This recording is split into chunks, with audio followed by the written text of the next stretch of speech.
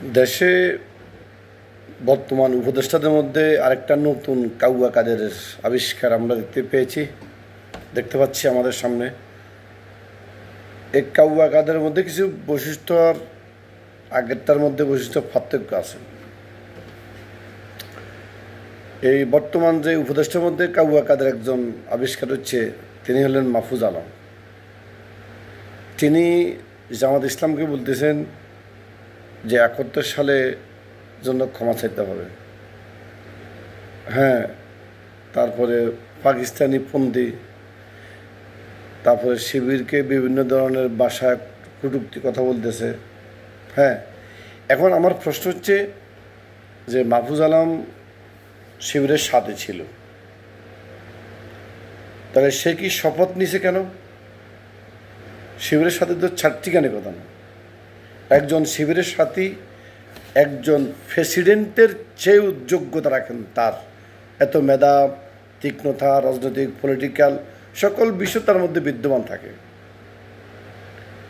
উনি কোনো উদ্দেশ্যই শিবিরের সাথী হয়েছিলেন যে একসময় তিনি উপদেষ্টা হবেন। আবার তিনি বলতেছেন জুলাই বিপ্লবকে তিনি পরোক্ষভাবে অস্বীকার করছেন। কিভাবে?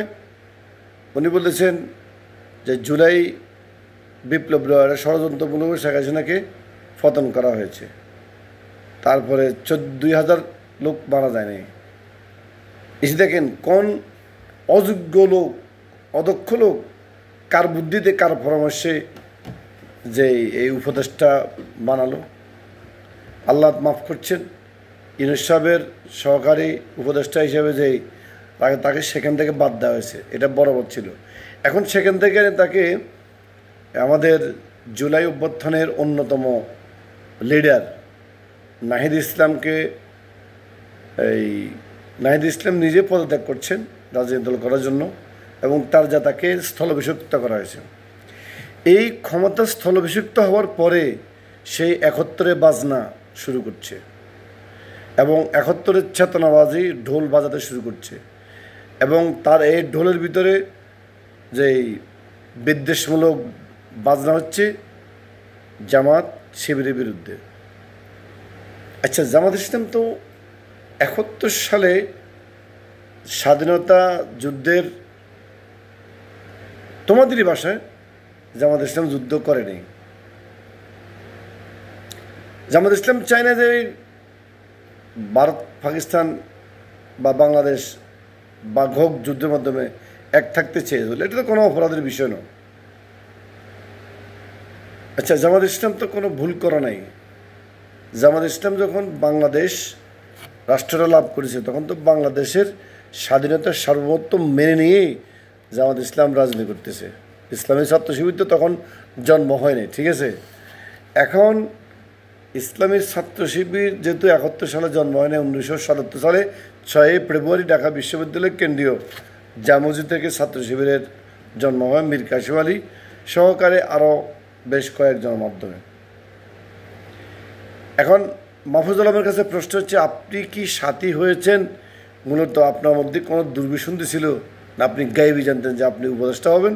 উপদেষ্টা হওয়ার পরে জামাত শিবিরকে আমি ৫ দিব বরাবর। শোনেন, আপনি তো একজন উপদেষ্টা, এটা ঠুনকা একটা দায়িত্ব কিছুদিনের জন্য। আপনার চেয়ে কোটি কোটি গুণ শক্তি নিয়ে এবং ৫৩ বছর জামাত শিবিরের বিরোধিতা করে সকল যারা রাষ্ট্রীয়ভাবে ক্ষমতা এসেছেন, জামাত ইসলামকে বিরোধিতা করে জামাত ইসলামের সুযোগ সুবিধা ইউজ করে তারা ক্ষমতার ফলাবদল করেছে। এবং সর্বশেষ ২০০৮ সালের পর থেকে ২০২৪ সালে পর্যন্ত জামাত ইসলামের যে স্টিম রুলার চলেছে, এবং ২৮ অক্টোবর থেকে শুরু করে জামাত ইসলামকে তো নিধন করতে পারে নাই। জামাত ইসলামকে বলা হচ্ছে যুদ্ধাপরাধী, তারপরে উমুক সমুক, রেজাকার, আলবদর, আশামস, এ সমস্ত গালিগালাজ করতে করতে করতে অপবাদ দিতে দিতে, এবং জামাত ইসলাম ভারতের বিরোধিতা করার কারণে জামাত ইসলামের ১১ জন নেতাকে হত্যা করেছে, এবং ছাত্র শিবির অসংখ্য লোককে গুম করেছে, খুন করেছে, হাজার হাজার লোককে পঙ্গুত্ব বরণ করা হয়েছে। এবং ২৮ অক্টোবর সারি সাহেবের সময়, জামাত নিন্দুর সময় অসংখ্য লোককে আমরা শহীদ হতে দেখেছি রাজপথে। তখন এই মাহফুজ আলম সম্ভবত তখন তো তিনি সাথে ছিলেন এই সময়গুলোর বিজয় কোনো একটা সময়ে। সাথে থাকলে তিনি এখন জামাত ইসলামের বিরোধিতা করেন কী জন্য? তিনি কি রয়ের কাছে বিক্রি হয়ে গেছেন? আমরা নিশ্চিত ধরে নিতে পারি ইনি কোনো গোষ্ঠীর কাছে বিক্রি হয়ে গেছেন অর্থের বিনিময়ে, যে জামাতের বিরোধিতা করো, শিবিরের বিরোধিতা করো, তাহলে তোমার পদবি উন্নতি লাভ হবে। এখন মাহফুজ আলমের কাছে প্রশ্ন হচ্ছে, জামাত শিবিরের বিরোধিতা করে তোমার কী লাভ হবে? এখন জামাত শিবির যদি রাস্তা নামের, তোমার মতন এরকম মাহফুজকে 1 ঘন্টার ভিতরে পদত্যাগ করাতে সক্ষম বাসা দিতে পারে, আর তোমার মতন মাহফুজ লক্ষ কোটি মাহফুজকে জামাত ইসলামের একদিনে আন্দোলনে তাদেরকে পদত্যাগ করে দিতে পারে।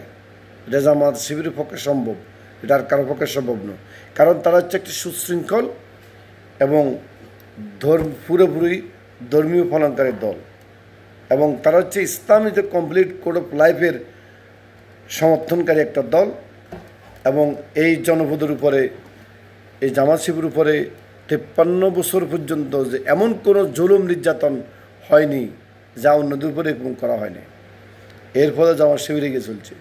2024-এর গণ বিপ্লব যে হয়েছে, আপনি মাহফুজ তো ছিলেন না মাঠে ময়দানে, আপনার কী গুণে বলেছে সে সাদিক কাইম, SM ফরহাদ, মির্জা গালিব, শেখ বাতুল্লাহ, জাহিদুল ইসলাম, হাসনাত আবদুল্লাহ, সার্জিস আলম, নাইদুল ইসলাম, হান্নান মাসুদ, আব্দুল কাদের এবং রাফে সালমান, রিফাত, এরাই তো সবই দ্বিগুণ, সবাই তো শিবিরের লোক।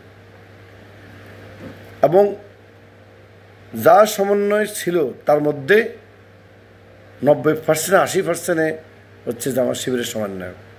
তাহলে তারা সমন্বয় হয়ে তারা এই গণ একটি বিপ্লব সাজিয়ে দেওয়ার পর তারা নিজেরা ক্যাডেট নিয়ে নেই, নিজগণ নাম দলের কথা বলে নেই, বলছেন শহীদরা কোনো গোষ্ঠীর দলের হয় না, শহীদ হয়েছে দেশ ও জাতির।